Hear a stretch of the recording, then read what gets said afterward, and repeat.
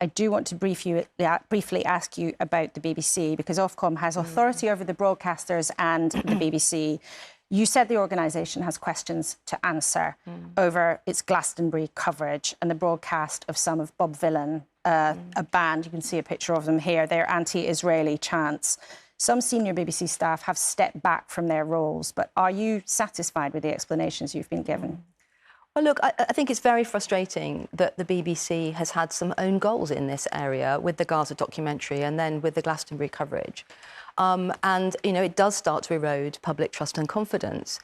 I think I would say that, above all, what frustrates me and others is that when these things go wrong, it can take a long time for the BBC to see that something's happened when everybody else was there, you know, within a matter of hours. So I would say to the BBC, I think they need to get a grip quicker, get these reports and investigations concluded sooner. Otherwise, there is a real risk of a sort of loss of confidence in the BBC, which is a shame because, you know, what the BBC does day by day is bring some really high-quality journalism to our screens and to the radio, which is what we need. Do you have faith in the BBC leadership to get a grip? Well, look, I think it's a tough job to be at the top of the BBC.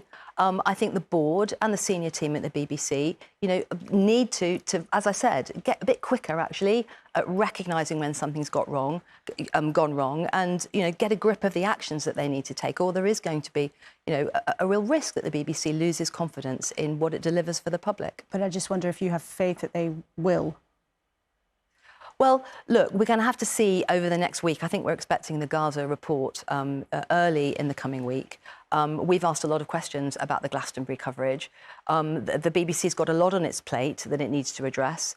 I think it is important to also recognise that they do deliver a very high-quality job for the public, usually, but it's these own goals that are very frustrating, which they need to be quicker to get onto, quicker to grip and quicker to put right.